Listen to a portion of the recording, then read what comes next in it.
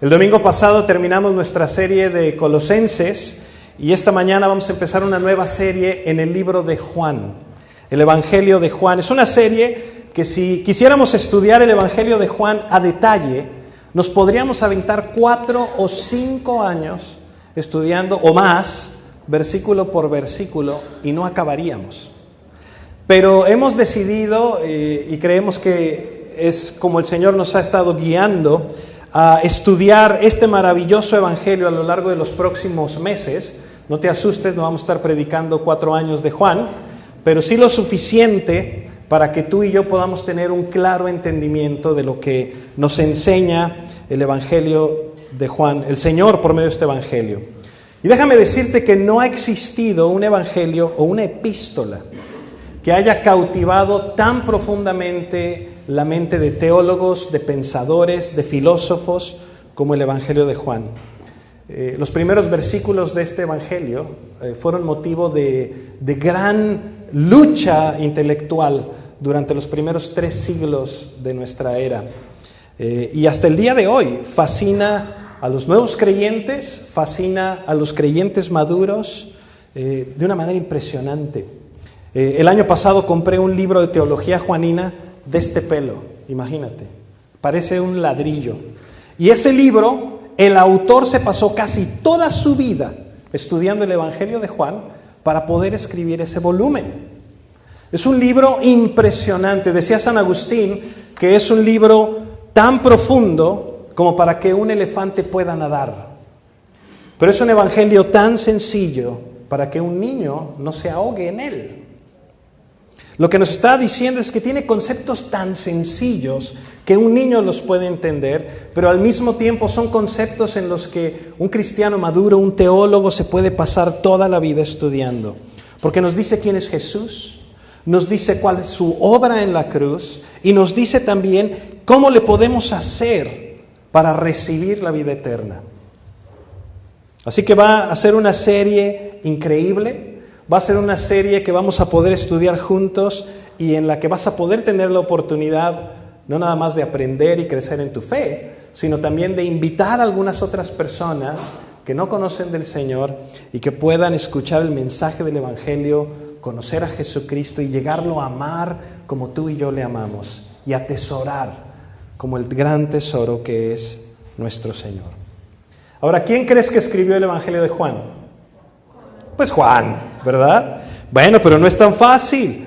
¿Cuál Juan? Sabemos que fue uno de los discípulos del Señor Jesús y él nunca se nombra a sí mismo. En todo el Evangelio, él no se menciona a sí mismo, excepto que se refiere así como el discípulo a quien el Señor amaba. ¡Wow! ¿Te imaginas?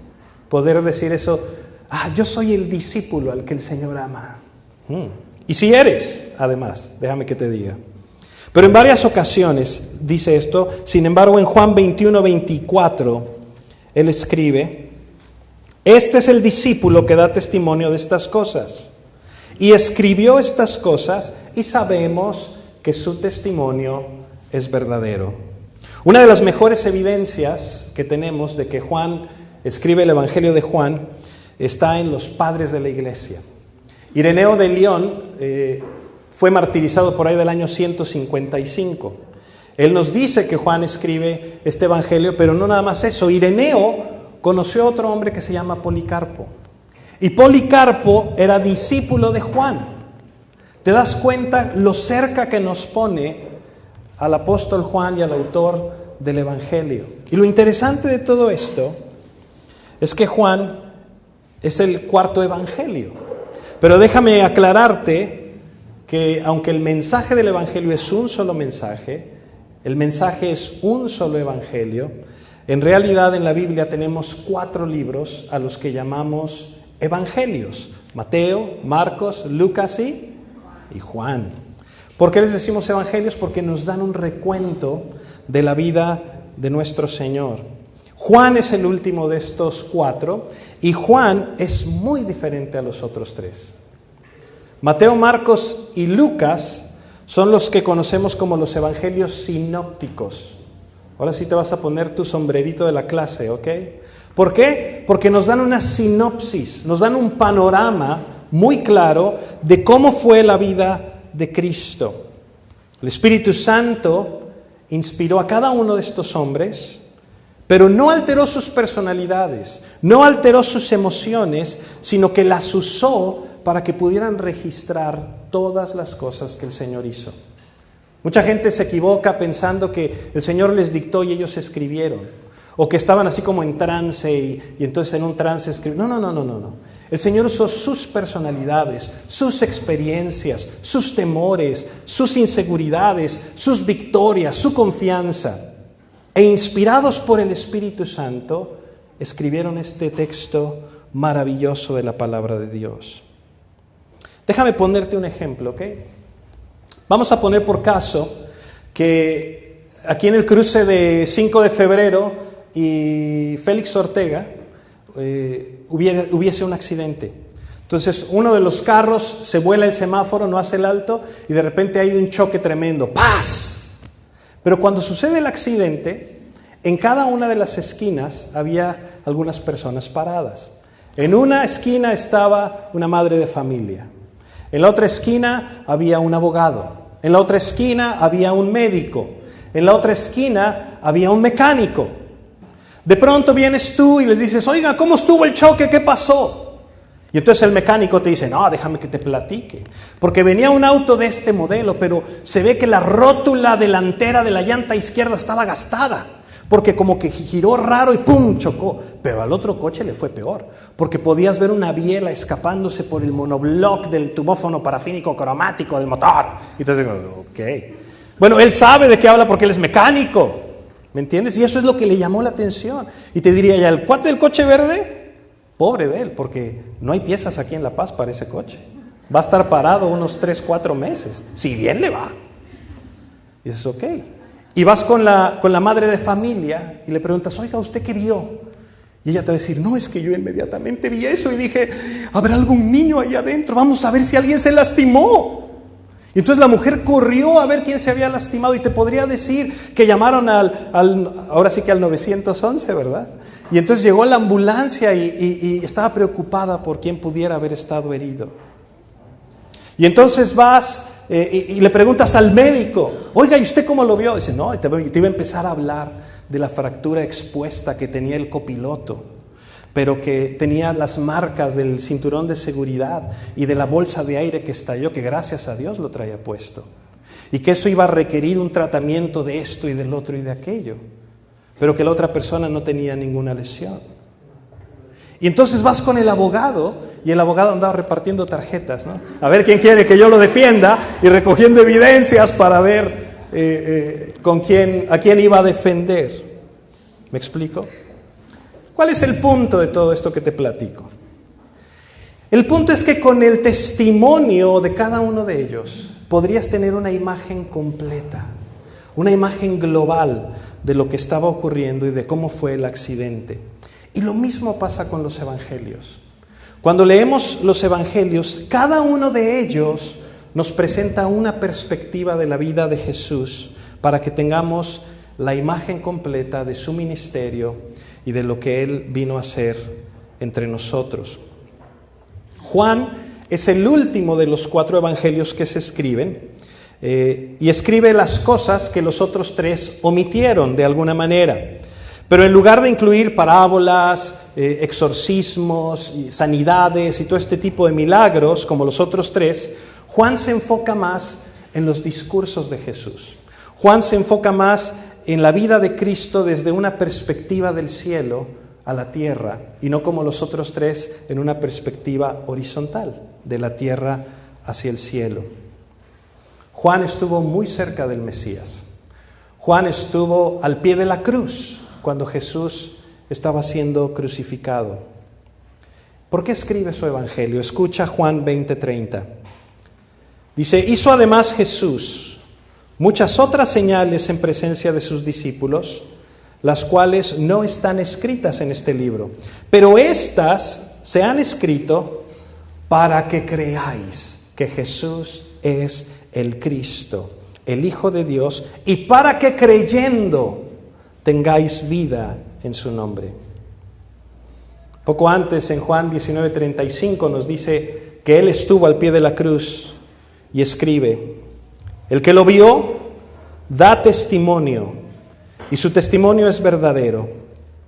Y él sabe que dice verdad. ¿Para qué? Para que vosotros también creáis.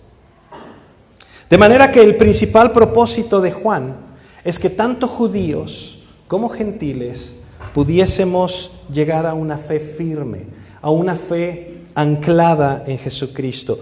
No nada más creer los hechos. Hubo mucha gente que vio a Lázaro salir de la tumba y regresar a la vida, resucitar después de 4 días de muerto y sepultado. Podían ver y podían creer que efectivamente estaba vivo, pero no necesariamente estaban creyendo que Jesús es Dios, que Jesús es la provisión de Dios para nuestra reconciliación. No nos pide una fe nada más así. Nos pide que creamos, pero que recibamos la verdad del Evangelio y que descansemos en las promesas y en lo que Dios ha hecho por nosotros. La meta de Juan es esa: poderle recibir a Dios, a Jesús como nuestro Dios, como nuestro Salvador, y descansar en su fidelidad.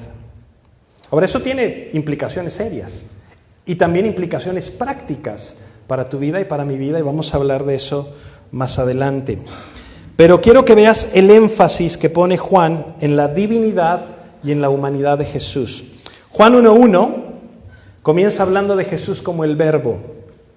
Mira lo que dice: en el principio era el Verbo, y el Verbo era con Dios, y el Verbo era Dios. ¡Wow! Así empieza su evangelio. Es una de las declaraciones más poderosas de la Biblia. Nos está diciendo, en otras palabras, que Jesús no fue creado. No es una criatura como tú o como yo. No es una criatura como los ángeles. No es una criatura como el universo. Dice que cuando llegó el principio, en el principio, Jesús ya estaba ahí.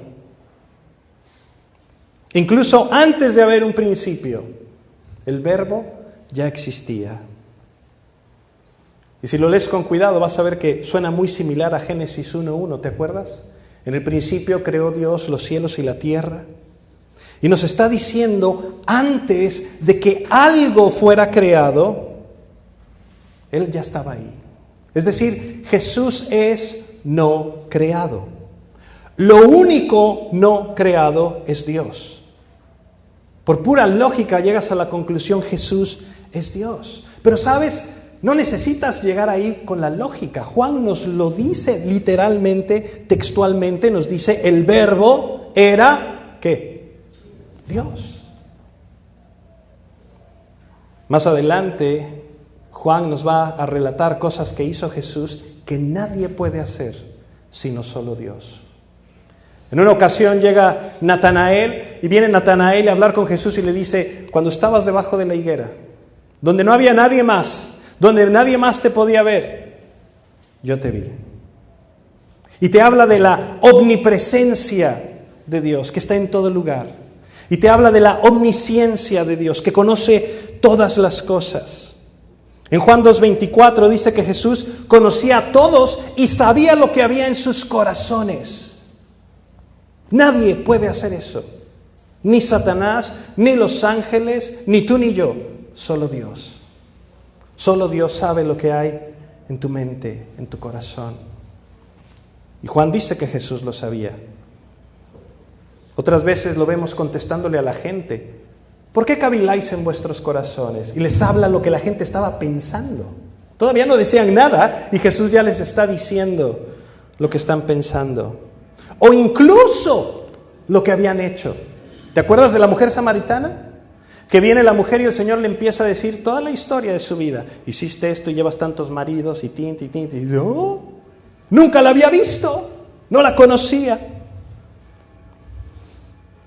Juan nos cuenta cómo el Señor Jesús le devuelve la vista a un ciego de nacimiento y vemos su poder para sanar y vemos su poder para dar vida cuando resucita a Lázaro, un hombre que llevaba 4 días de muerto, Y toda la gente que lo vio dio testimonio de estas cosas. Lo que Juan quiere es que tú y yo veamos que Jesús en realidad es Dios, que Dios ha venido a visitarnos y que se dio a conocer de una manera que no podemos negar su poder y su autoridad, porque cada fibra de Cristo nos muestra a Dios. Y al mismo tiempo, conforme nos muestra a Jesús como verdaderamente Dios, también nos muestra a Jesús como verdaderamente hombre. Fíjate lo que dice Juan 1:14, nos detalla este milagro. Dice: aquel verbo fue hecho carne y habitó entre nosotros y vimos su gloria, gloria como del unigénito del Padre, lleno de gracia y de verdad. Esto es algo impresionante. La mayoría de las falsas doctrinas enseñan lo opuesto, cómo los hombres están luchando y queriendo llegar a ser dioses. ¿Sabías eso? Los mormones, los testigos de Jehová, el Islam, enseñan, tú tienes que echarle ganas, tienes que probar para que llegues a ser Dios en algún planeta o en algún lugar. Y lo que vemos en la Biblia es todo lo contrario. Es Dios haciéndose hombre.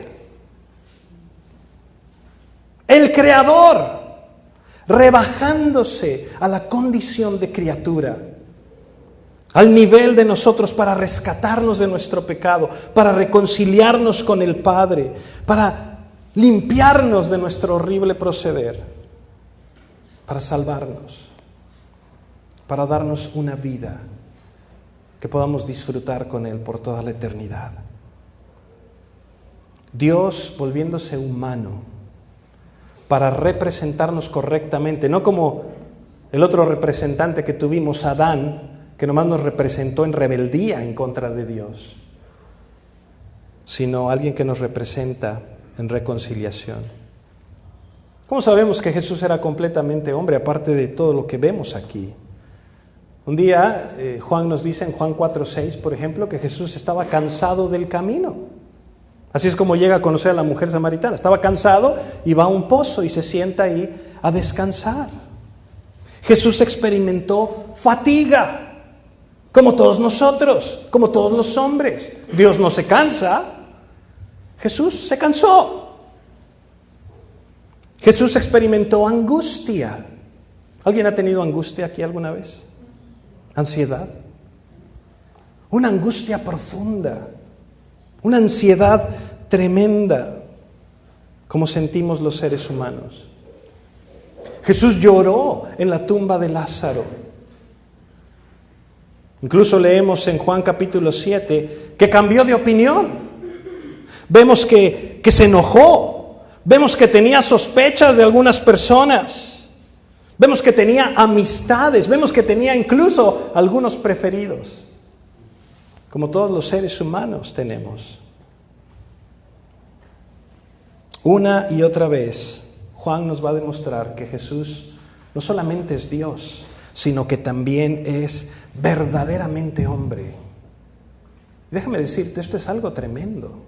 Es algo tremendo porque dice el libro de Hebreos que en Cristo Jesús tenemos un sumo sacerdote que puede compadecerse de nosotros porque Él mismo ha experimentado los retos, las luchas, las tentaciones, las dificultades que tú y yo tenemos. Él fue tentado en todo.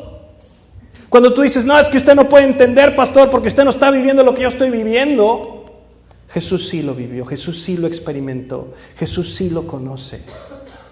Por eso dice que nos podemos acercar por medio de Cristo. Cuando crees que nadie te entiende, que estás solo en ese tremendo lío, acuérdate, Jesús sabe perfectamente lo que estás atravesando y puede simpatizarse contigo. Más aún, puede levantarte, puede fortalecerte, porque cuando somos débiles en Cristo somos fuertes. Algo que no quiero que te pierdas conforme estudiamos el Evangelio de Juan, son 7 grandes milagros que registra. Los llama las 7 señales. ¿Te acuerdas? cuando convierte el agua en vino? Que por cierto, déjame decirte, era vino de a de veras. Y te hago la aclaración porque por ahí hay algunos pastores que dicen, no, es que en el primer siglo ese vino no emborrachaba a nadie. No, era vino de a de veras. Y era vino, no nada más de a de veras, era uno de los mejores vinos, añejado y toda la cosa. Dices, ay, pastor, ya se pasó. No, en serio. ¿Cómo lo sé? Porque cuando le llaman al especialista en vinos, cuando le llaman al sommelier de la fiesta, y llega y prueba el vino, dice, ¡ulala! Bueno, no dijo ¡ulala!, ¿verdad?, porque era judío, pero algo así. Dijo, no he probado un vino tan bueno. Generalmente lo guardan para el final, pero lo pusieron al principio. ¡Qué vino tan fantástico! No, sí, pero no te emborrachabas con ese vino. ¡Claro que te emborrachabas! Porque la gente cuando ve a los discípulos en Hechos capítulo 2, que viene el Espíritu Santo, ¿qué es lo primero que dijeron? Estos están borrachos. Oye, pues si no se emborrachaban, ¿de qué están hablando? Claro que se emborrachaban. En 1 Corintios 11, cuando la iglesia se reunía a celebrar la Cena del Señor, no es como lo hacemos ahora, sino que tenían un festín de comida y toda la cosa. Pero los cristianos que estaban un poquito más acomodados, que no tenían que trabajar en el campo, que estaban mejor económicamente, llegaban primero a la iglesia y llegaban al lugar de reunión y entonces empezaban a comer y empezaban a tomar su copita de vino. Pero conforme pasaba el día, ya cuando el sol empezaba a bajar y los cristianos más amoladones venían del campo a reunirse para celebrar la fiesta agape o la fiesta de la Cena del Señor, cuando ellos llegaban, ¿qué crees que encontraban?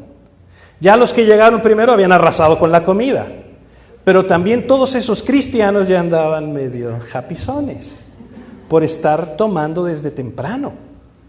Y por eso el Señor, lee 1 Corintios 11, el Señor trae juicio sobre ellos y algunos estaban enfermos y algunos murieron. ¿Por qué? Porque abusaban de eso. Claro que era vino de verdad. Por eso la Biblia a cada rato nos dice, no te embriagues, no te embriagues, no te embriagues. Pero bueno, no nada más convierte el agua en vino, sino que cada una de las señales que Jesús hace era una declaración poderosa. En otra ocasión lo vemos caminando sobre el agua. Y lo que Juan nos está diciendo es que Jesús es el agua viva.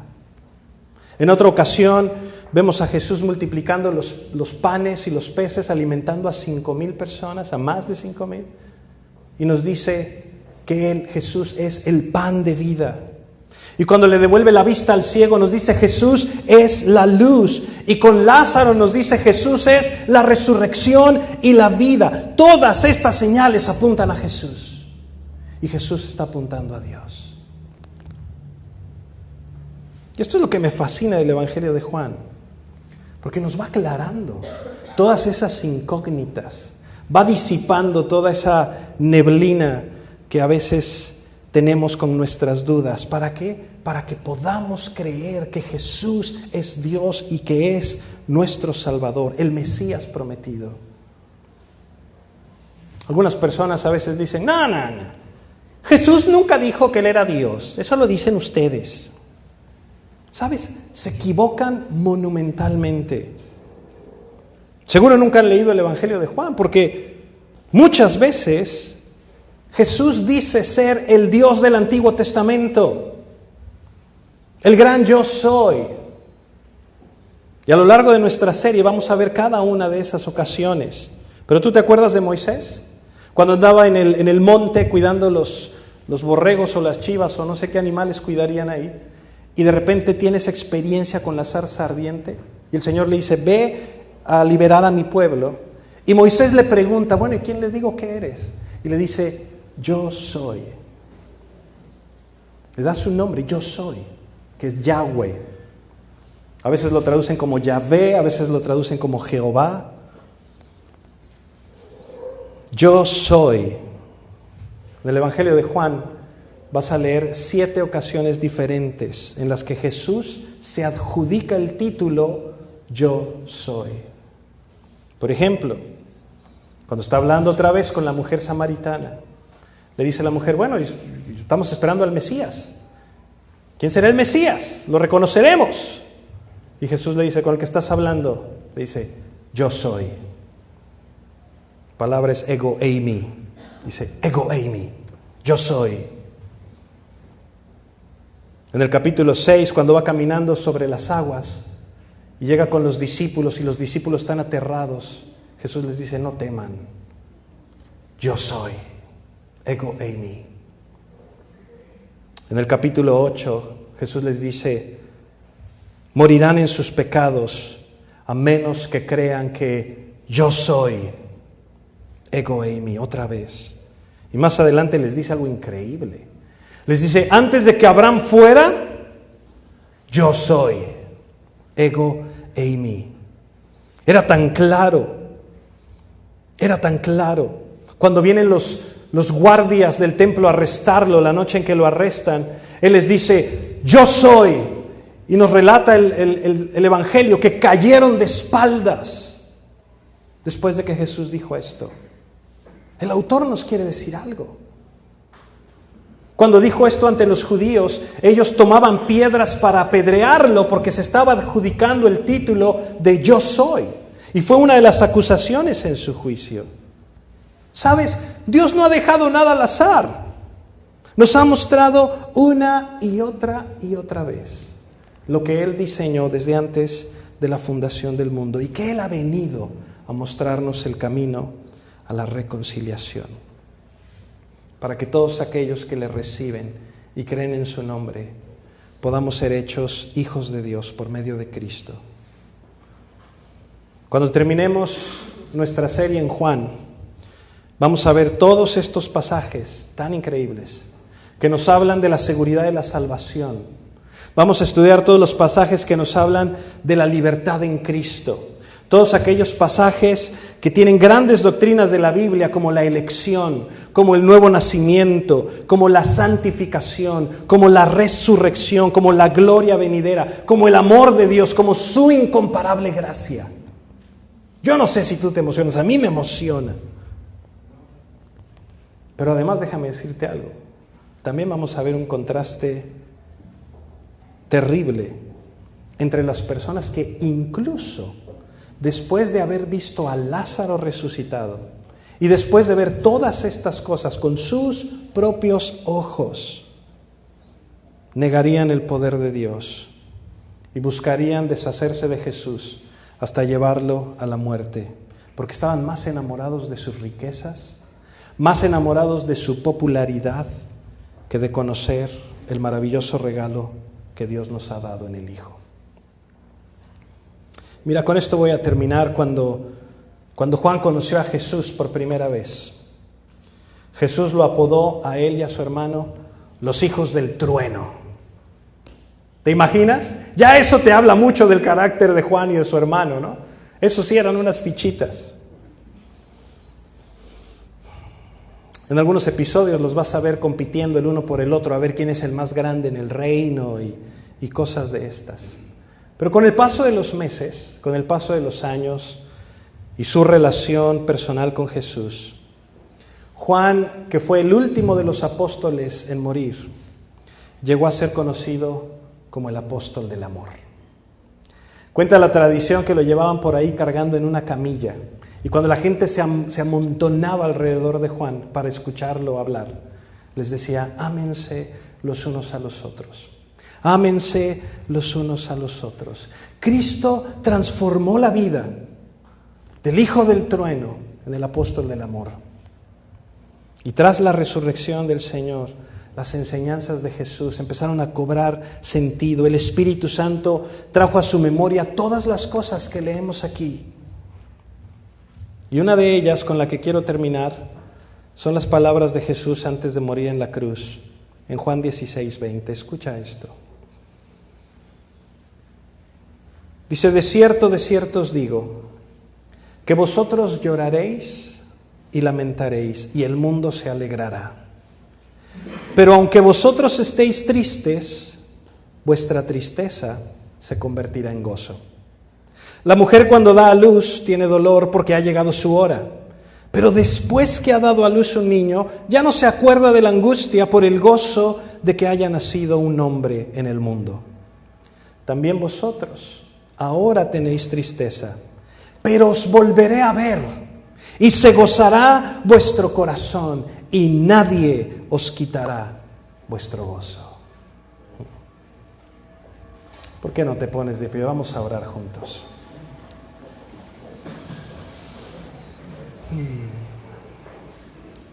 Qué hermosa es tu palabra, Señor. Qué hermosa esperanza nos das. Un testimonio real, un testimonio fiel a tu vida, a tu obra, Señor Jesús. Padre, ayúdanos en nuestra fe, ayúdanos en nuestra vida, a que podamos conocerte cada vez más profundamente, a que podamos vivir, Señor, cada vez más real y auténticamente lo que tú haces en el corazón y en la vida de cada uno de los que estamos aquí. Pero especialmente, Padre, que podamos darte gloria en nuestras vidas, en lo que decimos, en lo que hacemos, incluso en la forma en que pensamos, sabiendo que tú, Señor, has hecho tanto para reconciliarnos, para llamarnos a ti. Que nuestro corazón esté sensible a tu llamado y que podamos responder con fe, con confianza, con convicción, en obediencia a ti, Señor. Padre, que cada familia aquí representada a lo largo de este estudio podamos crecer más en intimidad y podamos crecer más, Señor, en descanso y en paz en tus promesas. En el nombre precioso de Jesús. Amén.